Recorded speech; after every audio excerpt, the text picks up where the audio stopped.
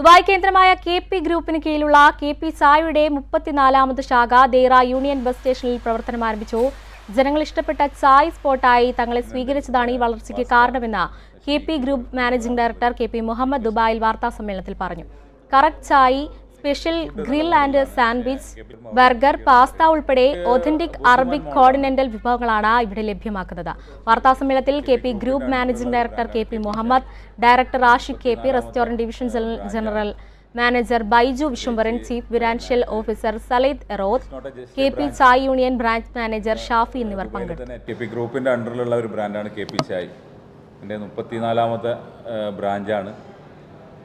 പ്രത്യേകിച്ച് it is not just a branch.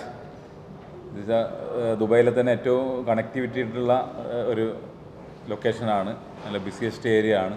അപ്പം UAE എന്ന് പറയുന്ന രാജ്യം എന്നും നമുക്കറിയാം സേഫാണ്, പവറാണ്. അതിപ്പോഴും തെളിയിച്ചതാണ്.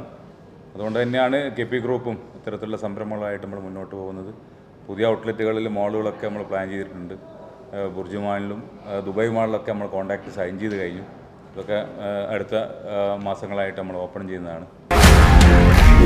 One anchor every week, 20 years, 1,000 episodes on one TV channel. Middle East This Week, an Elvis Chummar TV show. Exclusively on Jayhin TV. Stay tuned for the 1,000 countdown.